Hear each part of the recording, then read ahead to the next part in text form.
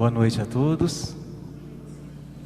A gente vai começar, antes da gente começar a nossa conversinha de hoje, vamos começar fazendo uma oração para a preparação do ambiente. Então eu peço que todo mundo feche os olhos, que se concentre.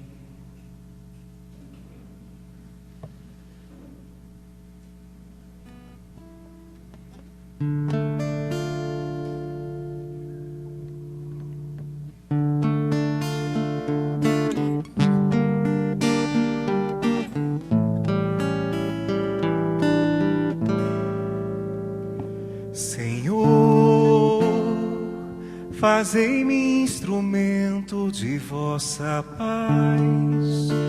Onde houver ódio, que eu leve o amor. Onde houver ofensas, que eu leve o perdão. Onde houver discórdia, que eu leve a união. Onde houver dúvidas, que eu leve a fé. Onde houver erros, que eu leve a verdade. Onde houver desespero, que eu leve a esperança. Onde houver tristeza, que eu leve a alegria. Onde houver trevas, que eu leve a luz. Ó Mestre, fazei com que eu procure mais consolar que ser consolado, compreender que ser compreendido, amar que ser amado, pois é dando que se recebe, é perdoando que se é perdoado, e é morrendo que se vive para a vida eterna.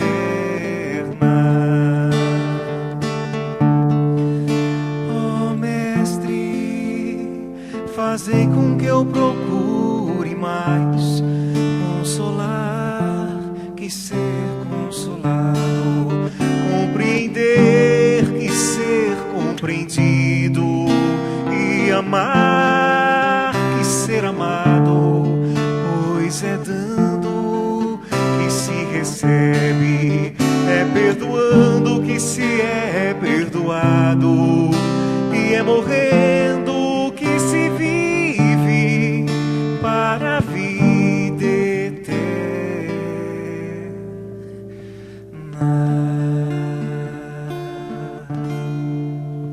Que assim seja.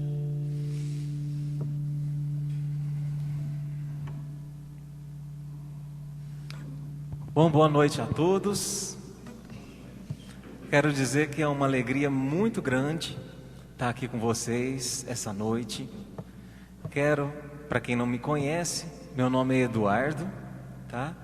Eu quero, antes de mais nada, agradecer imensamente a oportunidade que o Antônio nos deu, a Marleninha, né? Eu me autoconvidei, mas eu vou explicar por quê. A gente fez essa palestrinha numa outra cidade, né? Então eu testei ela lá. Falei assim, bom, se o pessoal gostar, eu levo para Franca. Se não, ninguém me conhece mesmo. Então eu trouxe para cá, né? Mas na verdade é brincadeira, é um tema que eu estudei bastante. Espero que possa passar um pouquinho para vocês do conhecimento pequeno que a gente adquiriu com esse estudo, e que a gente saia daqui, o mais importante, propenso, né, a se modificar, a se transformar. Bom, o tema está ali, né? É um tema um pouco estranho de se pensar, né? Quando a gente fala estruturas espirituais, a gente fala, nossa, mas o que será que ele vai falar? Da onde que ele tirou esse nome, né? Vou explicar. Nas horas vagas, eu gosto de tocar um violão, gosto de cantar, não sou profissional, a gente gosta de música. E eu tenho o costume de analisar bastante, de esmiuçar a letra das canções, né? Principalmente das canções que nos acrescentam alguma coisa, né? E uma das canções que eu esmiucei foi o que foi o estupim, né, que deu origem para o assunto que a gente vai tratar hoje. Então, antes da gente começar falando, eu vou cantar a música, tá? Quem quiser cantar, vamos lá. Se desafinar, não tem problema, que é bom que espanta os obsessores. Viu?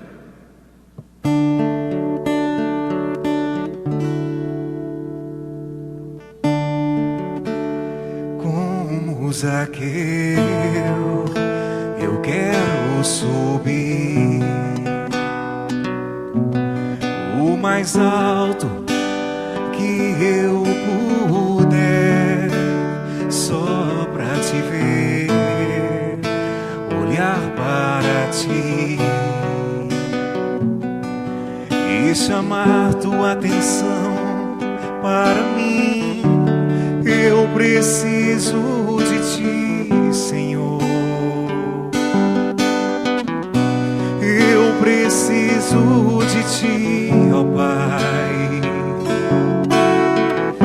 Sou pequeno demais, me dá a tua paz. Faço tudo pra te seguir.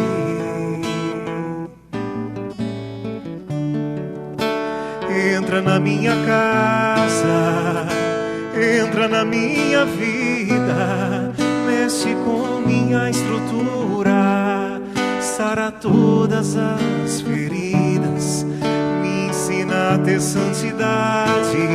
Quero amar somente a ti, porque o Senhor é o meu bem maior. Faz um milagre em mim. Entra na minha casa, na minha vida, mexe com minha estrutura, sara todas as feridas, me ensina a ter santidade. Quero amar somente a ti, porque o Senhor é o meu bem maior. Faz um milagre em mim.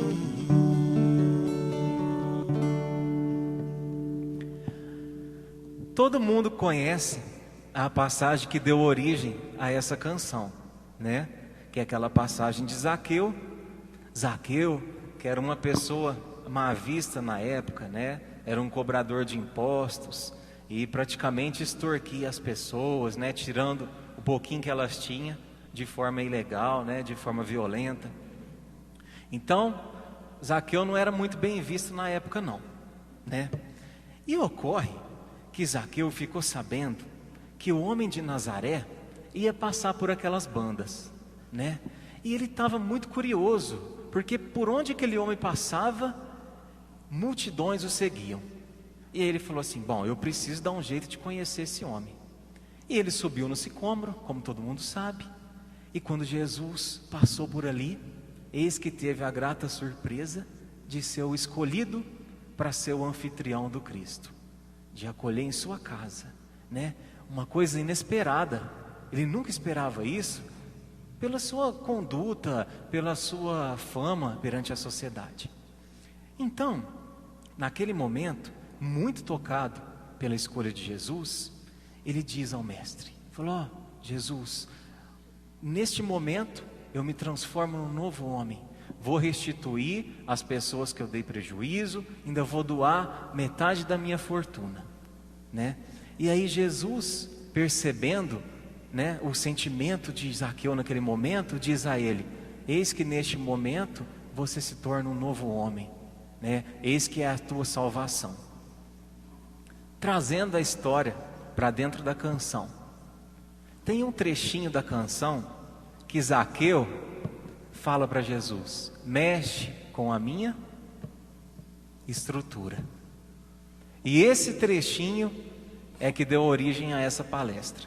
Fiquei matutando, pensando no que Zaqueu estava querendo dizer com aquilo. Mexe com a minha estrutura. Mas que estrutura? Mexe com a minha estrutura. E aí deu um clique. Aí eu pensei, bom, eu acho que ele estava falando da estrutura do espírito dele, né? Mas como assim, Eduardo? Que tipo de estrutura é essa, né? Aí eu pensei e trouxe para o mundo atual. para o contexto atual, né? Pensando nas pessoas que hoje dividem aqui conosco essa existência. E identifiquei, né, a grosso modo, claro que tem muitos outros tipos, mas 4 estruturas predominantes das pessoas, né? E dentro dessas 4 estruturas, né, eu separei como princípios principais, separei a saúde, separei o relacionamento, o trabalho e Deus. Então hoje nós vamos falar um pouquinho sobre cada uma dessas coisas. Então, para começar, a primeira estrutura é a estrutura que eu chamei de espírito iludido. Por que iludido? Ele tem um relacionamento, e nesse relacionamento engloba família, engloba relacionamento amoroso. Tem. Ele tem Deus? Tem. Ele tem saúde? Tem. Mas tudo isso é secundário na vida dele.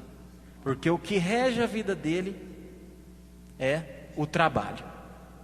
E quando eu falo trabalho, leia-se o trabalho para a conquista dos bens materiais.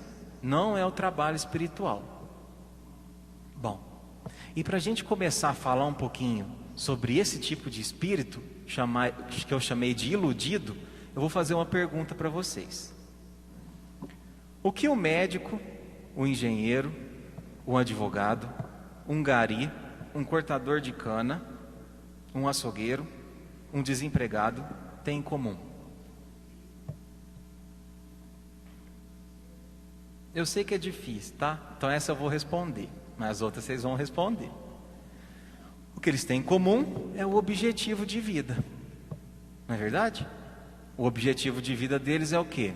O crescimento espiritual. Não é o objetivo de todos nós aqui?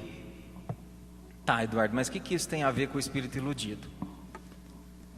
Vocês já ouviram aquela frase que fala assim: olha, busca seu sonho, mas cuidado que ele pode se tornar real. Então, eu vou dar um exemplo. O meu exemplo, por exemplo. Faz 5 anos que eu estudo para concurso. E por coincidência, para fiscal, que nem Zaqueu.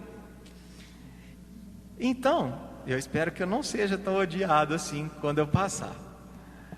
Mas antes de começar a estudar para concurso, para ser um fiscal, eu pensei no Eduardo já aprovado. A realização desse sonho, de que forma iria interferir no espírito do Eduardo? O Eduardo está pronto para ter um salário de 2 dígitos? O Eduardo está pronto para ter um respeito social, uma admiração por causa do cargo? Será que a vaidade dele não vai ser cutucada? Será que ele não vai se julgar melhor do que o outro, porque ele tem um salário um pouco melhor do que a maioria das pessoas? Então, essa é a reflexão. E é por isso que eu chamei o primeiro espírito de iludido. Porque muitas vezes a pessoa perde a encarnação porque não tem essa reflexão.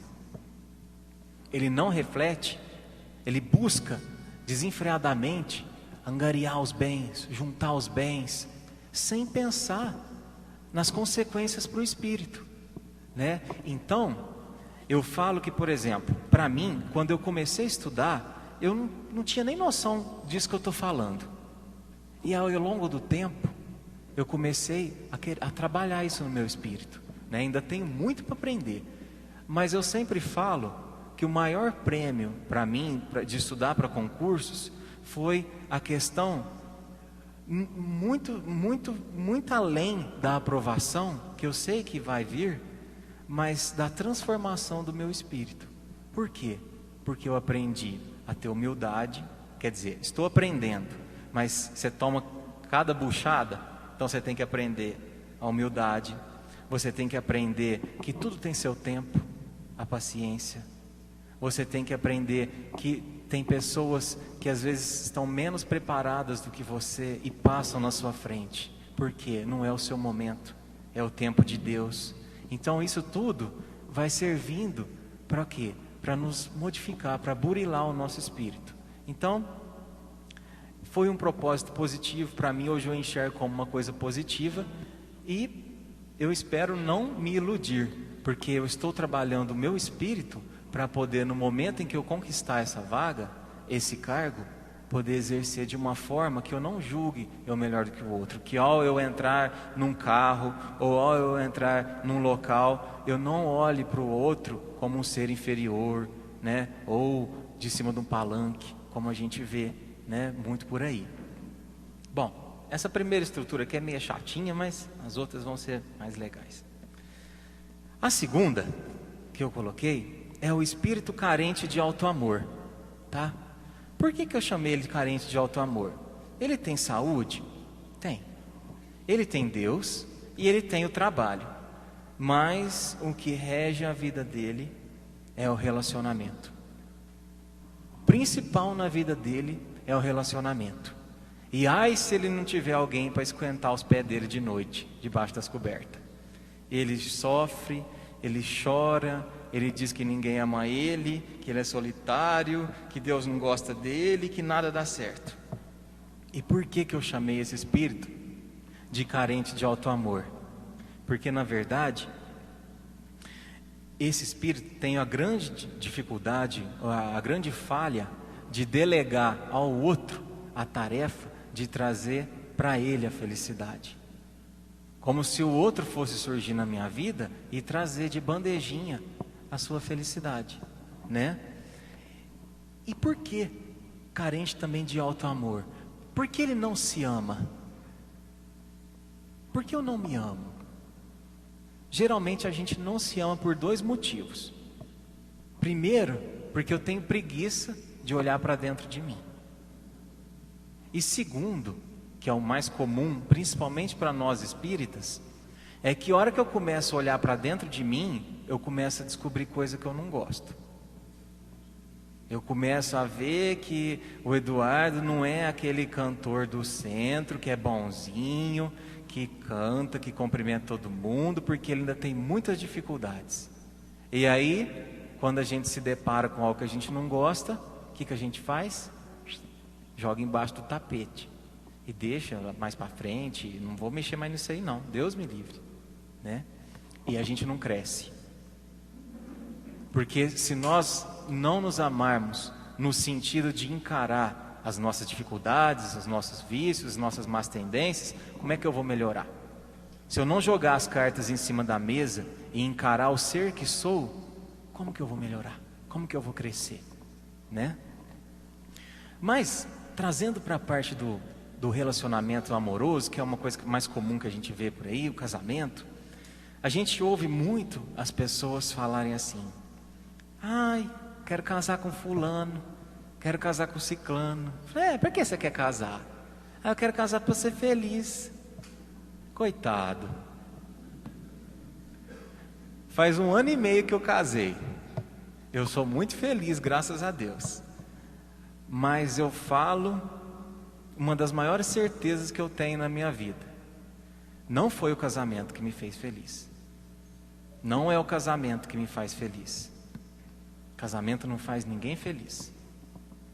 O que faz a pessoa feliz, o que faz os cônjuges serem felizes, é a parceria. É o comprometimento um com o outro de falar assim: olha, a gente se uniu, vamos crescer junto. Olha, se eu estiver falhando em algum momento, por mais que doa no meu orgulho, puxa minha orelha, porque eu quero crescer. Porque eu enxergo que através do meu crescimento, eu vou ser um melhor marido, eu vou ser um melhor pai, eu vou ser um melhor empregado, eu vou ser uma melhor pessoa, eu vou ser um melhor espírito, né? E eu encontrei, pesquisando sobre isso, uma crônica bem legal do Rubem Alves, que ele compara o casamento com 2 esportes. Ele fala assim que tem o casamento tênis. Todo mundo sabe o que é tênis, o jogo de tênis, né? Do Guga, né? Então, que jeito que é o jogo de tênis? O objetivo do jogo de tênis é você jogar a bolinha na quadra do outro, da forma mais forte possível, mais rápida possível, para ele não conseguir pegar. Por quê? Porque ele é meu adversário. E se ele ganha, eu perco. E se eu perco, ele ganha. E se eu ganho, ele perde. Então eu vou dificultar a vida para ele.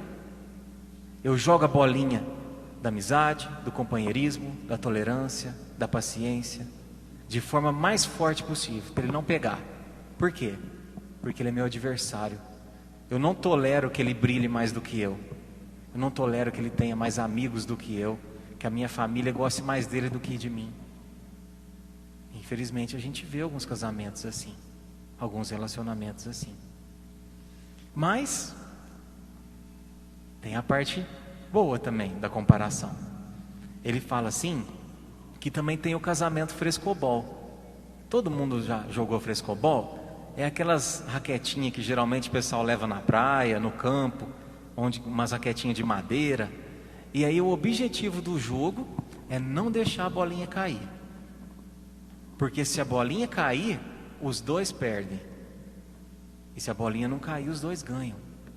Então veja bem, ele não é mais meu adversário, ele é meu parceiro. E olha o X da questão.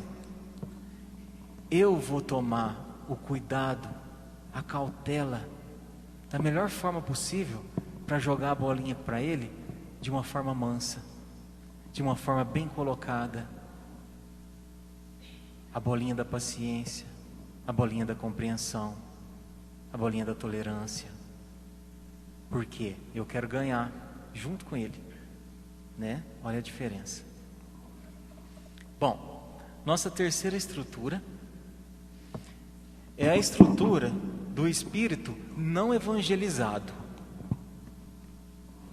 Por que não evangelizado, Eduardo? Ele tem relacionamento, ele tem Deus, ele tem trabalho como objetivos secundários na sua vida.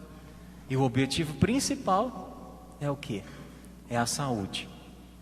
E se ele não tem saúde? Se ele não tem saúde, o relacionamento vai de mal a pior, porque ele se faz de vítima em todas as situações. No trabalho, nada tá bom, falta, chora, fica triste. E Deus, que Deus é esse? Eu vivo doente, ele não olha para mim. Então por que eu chamei ele de não evangelizado? Nós não estamos aqui nos evangelizando? Todos nós? Ele não é evangelizado por quê? Porque ele desconhece a visão espiritual sobre as nossas mazelas, sobre as nossas doenças, né? E tem N motivos, mas eu separei 3 principais para falar para vocês. Então, o primeiro motivo das nossas doenças, das nossas enfermidades, são emoções ou sentimentos contidos. Sabe aquela frase que fala assim, ó: quando a boca cala, o corpo fala. E o segundo motivo é uma forma involuntária de atrair a atenção. Então, eu vou contar uma historinha para vocês, uma historinha real, que ilustra muito bem esses 2 motivos, tá? Era uma mulher que ela era uma líder dentro da igreja dela, uma pessoa muito respeitada, e tinha uma compostura, né, um certo status ali dentro. E aí um belo dia, ela descobriu que o marido dela estava traindo ela. E aí ela ficou naquela agonia, falou: e agora? Eu falo, não falo, brigo, não brigo, separo ou não? Mas as pessoas vão ficar sabendo e vai ser um escândalo. E engoliu aquilo lá. Então, eis que surgiu um câncer. E aí o primeiro motivo: emoção ou sentimento contido. A boca não falou, a boca calou, o corpo falou, né? E aí, dentro dessa mesma história, essa mulher criou o câncer, tudo, e passou um tempo, teve o câncer, se curou. E aí, depois de um tempinho, esse câncer voltou. E aí ela estava no médico, e o médico falou assim para ela, falou: escuta, conta para mim como é que era a sua vida durante o câncer. Aí ela falou assim: doutor, olha, o senhor me perdoa de falar isso, que Deus me perdoe, mas era maravilhosa. Porque o meu marido, que não saía do bar, dos happy hours, do futebol com os amigos, chegava mais cedo em casa, me trazia bombom, me comprava flores, me levava para jantar. Os meus filhos, que já estavam casados, já tinham suas vidas, com as suas famílias, passaram a me visitar à tarde, tomar um café da tarde comigo. No final de semana, eu ia para a casa deles, almoçar. E os amigos da igreja, então, onde eu era mais uma, passaram a vir aqui em casa, orar comigo, fazer cultos em meu nome. Eu me senti tão amada. E aí, doutor, o senhor fez a quimioterapia, né? E o câncer foi curado. E eu contei para todo mundo, muito feliz. E passado alguns dias, meu marido voltou para o barzinho, para os happy hours. Meus filhos voltaram para suas casas, para suas famílias. E eu voltei a ser mais uma na igreja. E aí o médico concluiu: e a senhora fez o câncer de novo. Esse é o segundo motivo, forma involuntária de atrair a atenção. E o terceiro motivo, provacional. O que é provacional, pessoal? Quando a gente vai reencarnar, muitas das vezes a gente escolhe alguma enfermidade para justamente cutucar o nosso espírito.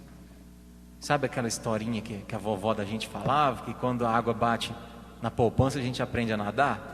Às vezes a gente pede isso, né? É um incentivo para a nossa transformação moral. E também vou contar uma historinha para ilustrar esse tipo de motivo. Vocês já ouviram falar no Jerônimo Mendonça? Acho que muita gente já ouviu falar, né? É o gigante deitado. Por que chamava ele de gigante deitado?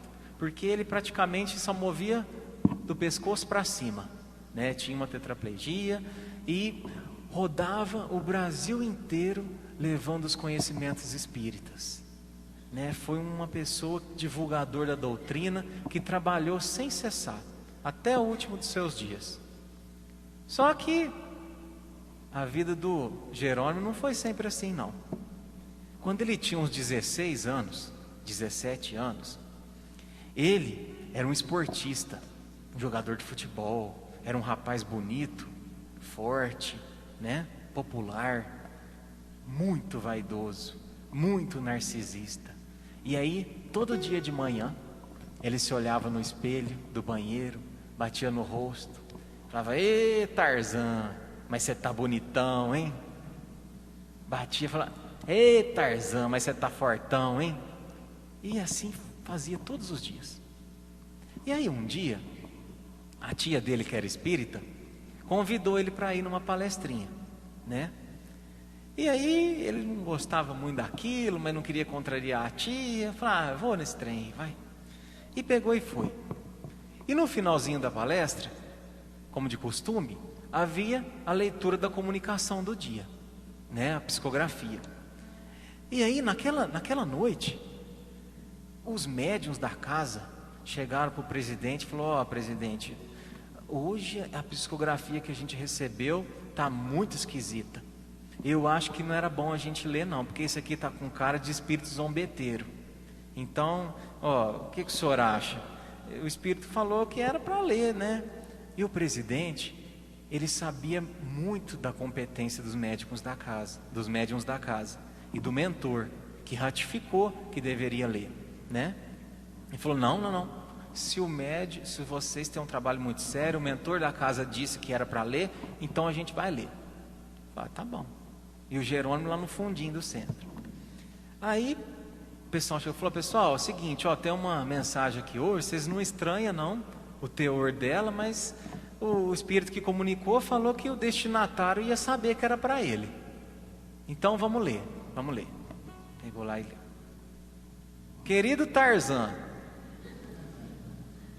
segura no cipó da fé, porque você vai entrar na floresta da dor." E aquilo o Jerônimo gelou. Ele foi embora para casa e passou alguns poucos meses, né? Ele foi diagnosticado com uma artrite reumatoide, que foi evoluindo até chegar à tetraplegia e não andar mais. Então, esse é um exemplo de doença provacional. Acabou com o corpo físico? Acabou. Só que salvou o espírito. Se não fosse essa doença, imagina no que esse ser tinha se transformado, né? E por último, motivo maior da nossa vinda aqui, com muita alegria, eu apresento para vocês a estrutura do espírito de regeneração. Esse espírito, ele tem o relacionamento, ele valoriza o relacionamento, valoriza a família, ele valoriza a saúde, o trabalho, mas o centro da vida dele é Deus ou Jesus. Seres distintos, né? Mas qualquer um desses dois aí tá de bom tamanho, né? Então, antes da gente falar um pouquinho sobre esse espírito em particular, eu quero cantar uma música para vocês que para mim traduz muito bem o que é o ser de regeneração, o pensamento do ser de regeneração.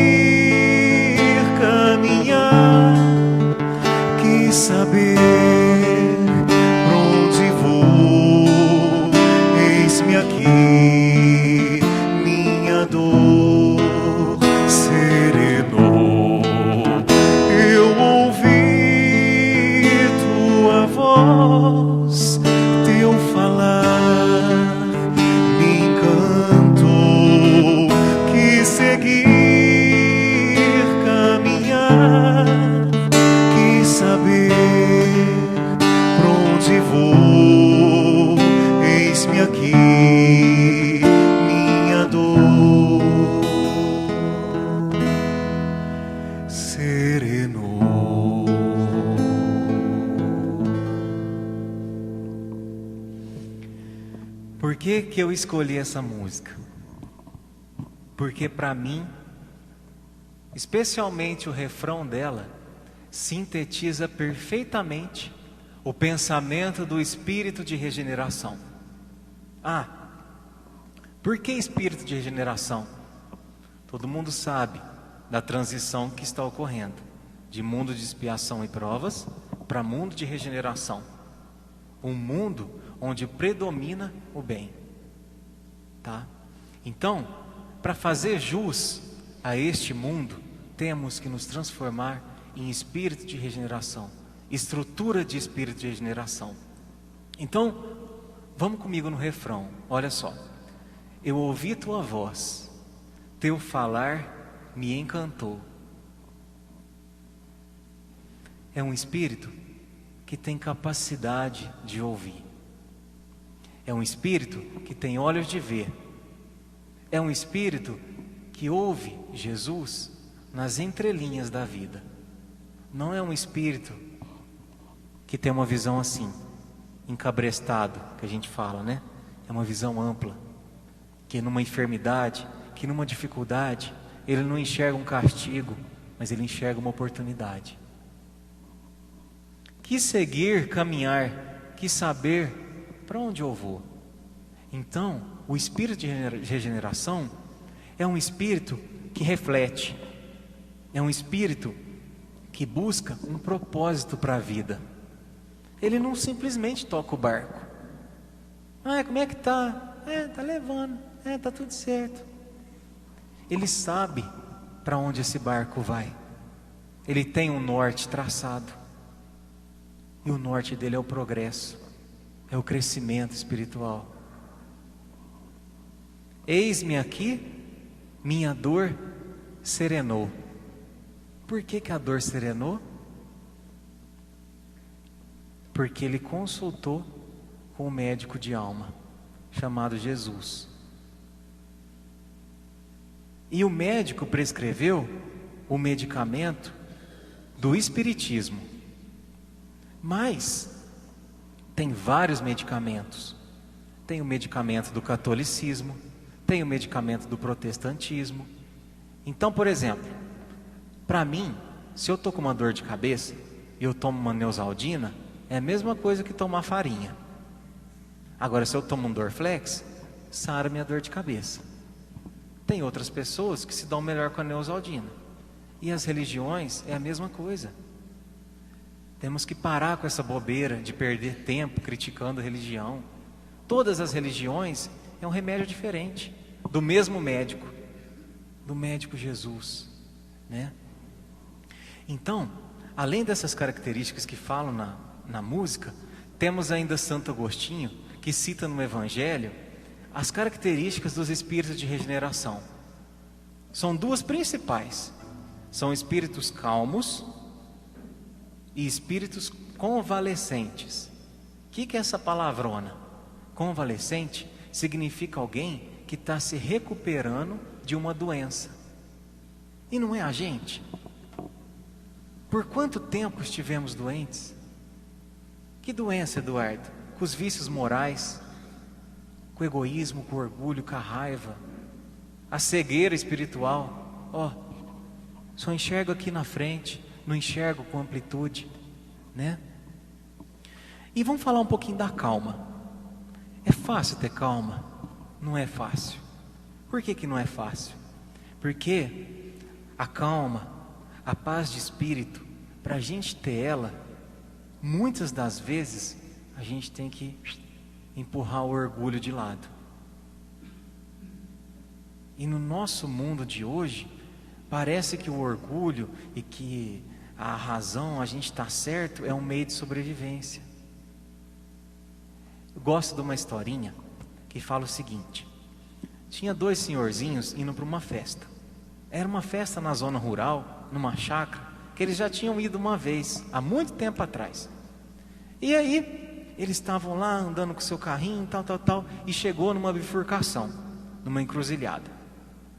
E aí, o velhinho, que era cabeça dura pra caramba, né, orgulhoso, falou assim: é pela esquerda. E a senhorinha, né, a esposa dele, falou: não, bem, é pela direita. Você não sabe nada, eu que vou dirigindo, é pela esquerda. Conhecia a máquina, né, ficou quieta. Falou: tá bom. E foi pela esquerda. E anda 10, e anda 20, anda 30 minutos e nada de chegar. Aí ele parou o carro, falou: acho que era pela direita mesmo. Ela falou assim: bem, eu sabia que era. Se você sabia, então, por que você não bateu o pé? Por que você não contestou? Por que você não brigou? Ela falou assim: porque entre ter a paz e ter a razão, eu fico com a paz. A sabedoria de um espírito de regeneração, né? E para a gente fazer parte desse espírito de regeneração, a gente precisa também ter a memória curta, uma memória ruim. Que nem a historinha dos dois velhinhos que iam na praça, outros dois velhinhos, iam na praça todo dia. E aí, um belo dia, o velhinho virou para o velhinho e falou: escuta, a gente se dá tão bem, a gente ri junto, a gente conversa, conta piada, nos divertimos. Eu sou viúvo, você é viúva, o que você acha da gente casar? Aí vem e falou: nossa, vamos casar então, Ele falou assim: aí, vamos? Que dia? Amanhã? Eu falei: pode ser. Eu falei: então tá bom. E pegou e foi embora para casa. Mas os dois já eram velhinhos, cabecinha fraca, né? Aí no outro dia o velhinho acordou, falou: deixa eu ligar para ela, né? Aí ligou para ela, falou: tudo bom? Tudo bom. Escute, você lembra se a gente se encontrou ontem? Ela falou: não, parece que a gente se encontrou sim. Eu falei: porque parece que eu estava pensando aqui, parece que eu te falei alguma coisa importante. Você lembra que eu falei? Ele falou: deixa eu ver. Eu acho que você me pediu em casamento, mas eu não lembro se eu aceitei. Então, é uma historinha boba, mas vamos trazê-la para o contexto da situação. A gente tem que ter a memória fraca para mágoa, para raiva, né? Temos que ter a memória fraca para as lembranças, para os sentimentos negativos. Então, se o Antônio chega para mim e fala assim: ô Eduardo, será que você podia me ajudar, me emprestar determinada coisa? E a hora que ele vai falar, eu penso, ou pior, eu falo. Eu falo: não, Antônio, peraí. Você lembra, Antônio, em 1993, dia 15 de agosto, às 8h30 de uma manhã chuvosa, que você disse isso, isso e isso para mim? Não te empresto, não faço. Olha que tristeza. Quanto tempo carregando esse fardo, essa pedra que impede o crescimento, que machuca quem leva, né? Então, eu gosto também de trazer uma teoria que eu aprendi numa historinha sobre a teoria da relatividade. E era o caso verídico, né? Vem diz em Minas, venérico, de um jovem que tinha sido recém-diagnosticado com câncer, lá de São Paulo. E aí ele pegou e foi ao médico, e era um jovem de uma personalidade super forte, complicadíssimo, né? E chegou para o médico, jogou os exames na mesa e falou assim: ó, comigo não tem essas frescuras aí não, fala para mim aí quanto tempo que eu tenho de vida. Aí o médico falou: calma, não é bem assim, né? Deixa eu olhar seus exames. Aí olhou lá. Ele falou: ó, como é que você é? Eu sou uma pessoa que não leva desaforo para casa não. Comigo bateu, levou. Aí o médico olhou, falou: os seus exames, o seu comportamento, eu acho que uns 3, 4 meses. Ele assustou. Caiu. 3, 4 meses, doutor? Falou: mas escuta, não tem aí um remédio mais forte, um tratamento no exterior? Meu pai é uma pessoa poderosa, pode me mandar? Falou: não tem não. Falou assim: mas o que o senhor pode me aconselhar? Não tem? Falou: eu vou te dar um conselho, muito mais como um amigo do que como médico. Muda teu jeito, muda tua forma de viver e de reagir ante as situações da vida. E ele pegou e foi embora para casa, né, refletindo naquilo. E aí chegou na casa dele, sentou no escritório do pai dele, aquele mundo de livro, e falou: ai meu Deus do céu, me ajuda, né? O que eu vou fazer agora? Aí pegou, olhou na estante e viu um livro lá, a bibliografia de Einstein. Aí falou: bom, Einstein era um homem muito inteligente, deve ter alguma coisa aí para mim, né? Pegou o livro dele, começou a folhear e viu lá a teoria da relatividade. Não entendeu porcaria nenhuma daquilo lá, mas teve um clique, com certeza intuído pela espiritualidade, de aplicar a teoria da relatividade na vida dele de uma forma diferente. Daquele momento em diante, tudo que acontecesse na vida dele, ele ia pensar o seguinte: bom, qual é a relevância, o quanto isso é relativo daqui a 1 hora, daqui a 2 horas, daqui a um dia, vai. E aí, ele tomava uma fechada no trânsito, parava, bom, daqui a 1 minuto eu não vou nem saber quem que é, tinha uma má resposta no emprego, falou, amanhã isso nem vai estar lembrando o que aconteceu na casa dele, e passou a aplicar essa teoria da relatividade em tudo que acontecia. Eu sei que até a semana passada ele estava com 30 anos, e ele, quando aconteceu isso aí, se eu não me engano, ele tinha 23, 22, né? Então, pessoal, a gente tem que começar a escolher mais a paz, sabe? A usar a palavrinha mágica do você tem razão. Você tem razão, chega, não quero mais ter paz, não quero mais ter razão não. Fica para você, não quero não. É gostoso. Vocês já falaram? Vamos falar junto? Vai, vamos treinar. Vamos lá. Você tem razão. Mais uma vez sincronizado. 1, 2, 3 e... Olha que gostoso. É quase uma música. Não é bom? Você tem razão. E aí teve uma amiga nossa que fez esse teste, né? Ela tem 2 filhos e um marido mais ou menos igual a história do velhinho do carro lá. E aí chegou na segunda-feira, ele chegou em casa, falou, mulher, você não fez o almoço, o jantar ainda, não sei o que tem. Você tem razão, bem. Aí na terça-feira, mulher, de novo essa mistura aqui, eu não aguento mais comer isso aqui. Você tem razão, bem. No outro dia, falou, mulher, você não arrumou os meninos aí, estou atrasado. Você tem razão, bem. E assim foi. Aí chegou no domingo, ele não aguentou. Falou, ó, escuta, essa semana inteira eu estou prestando atenção numa coisa. Tudo que eu falo, você fala que eu tenho razão. Não é possível que eu tenha razão sobre tudo. Ela falou, você tem razão.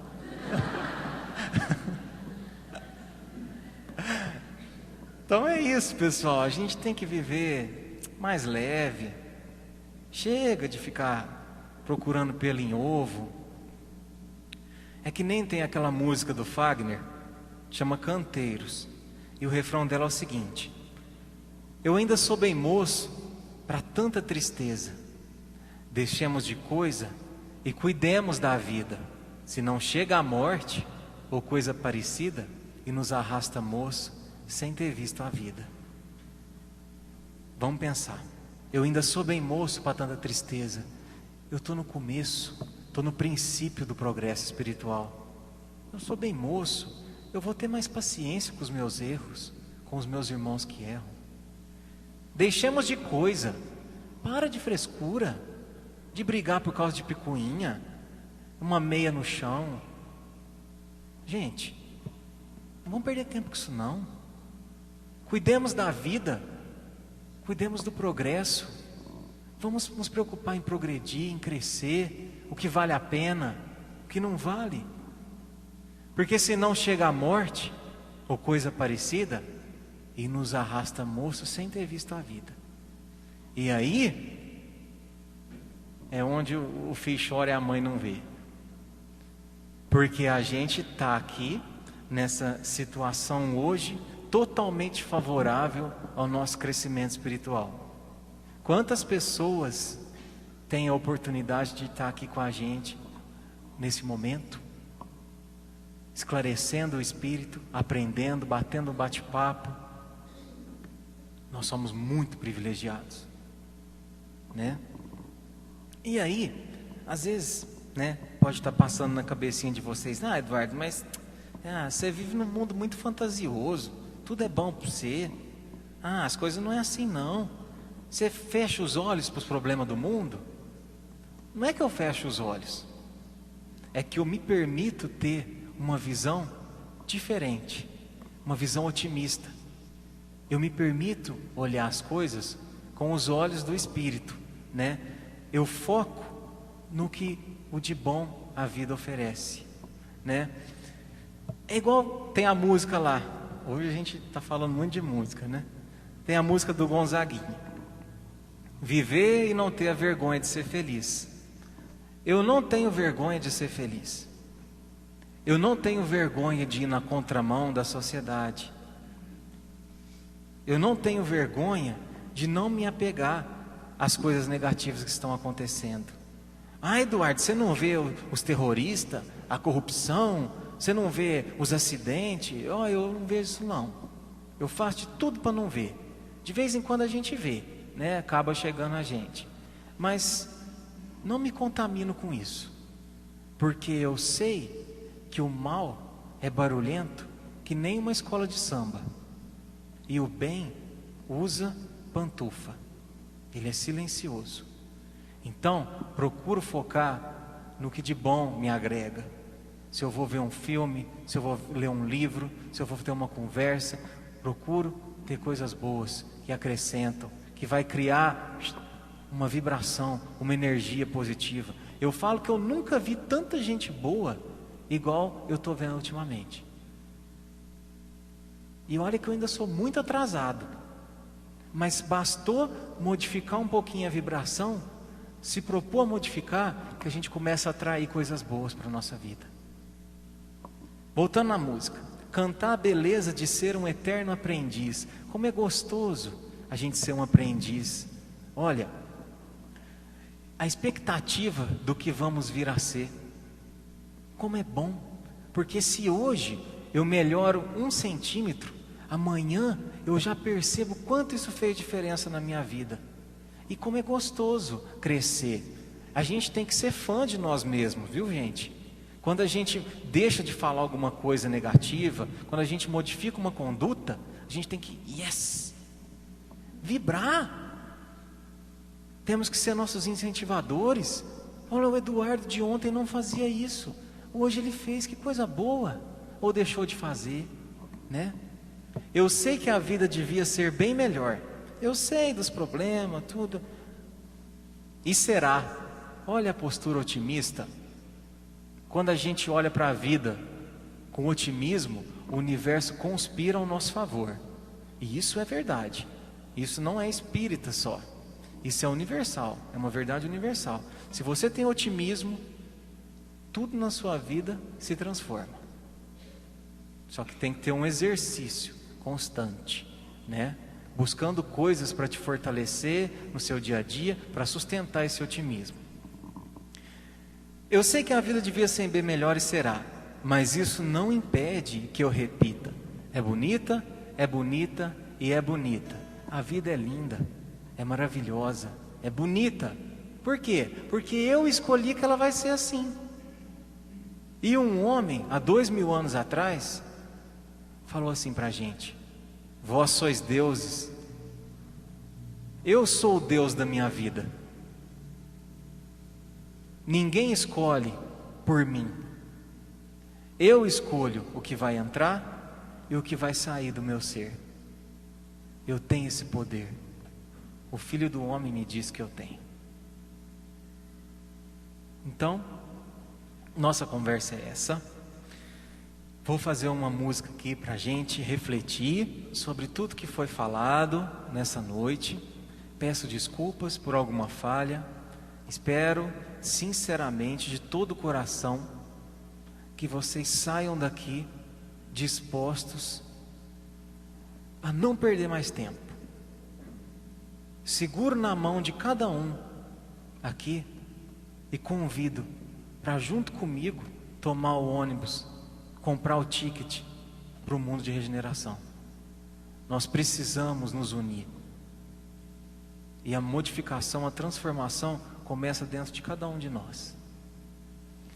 Então, durante essa música, eu vou pedir para, se puder, apagar as luzes. Quero que façam, por gentileza, uma reflexão sobre as tuas escolhas até então, sobre o tipo de estrutura do teu espírito, sobre o que de fato falta, fortalecendo o teu ser, não se cobrando, não se culpando, mas se incentivando, criando bom ânimo, a vontade. Vós sois deuses, não esqueçam disso.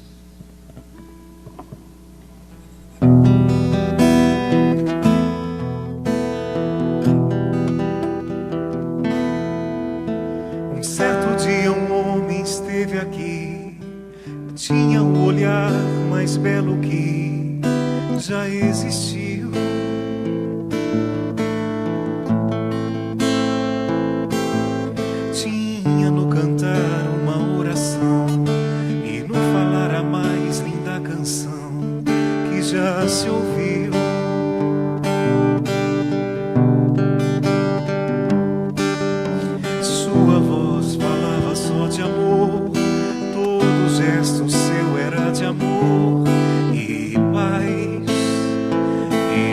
trazia no coração.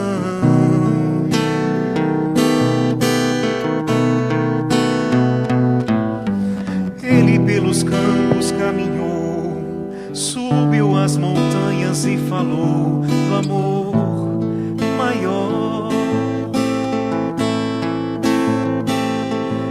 Fez a luz brilhar na escuridão, o sol nascer em cada coração e compreender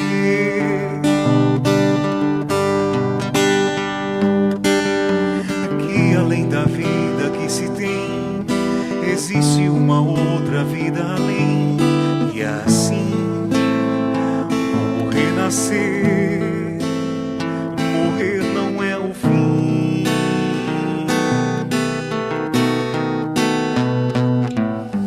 Tudo que aqui ele deixou não passou e vai sempre existir.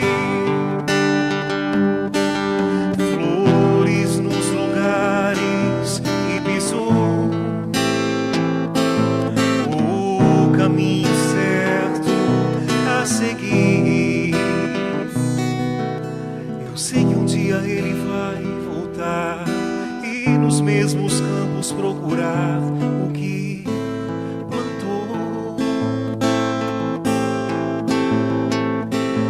e colher o que de bom nasceu, chorar pela semente que morreu sem florescer.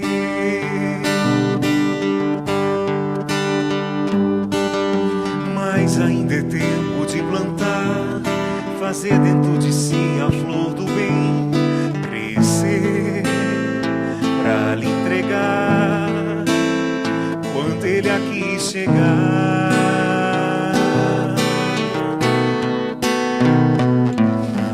Tudo que aqui ele deixou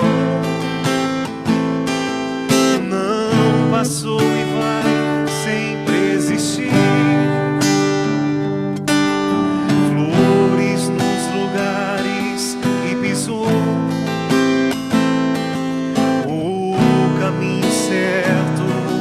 Seguir.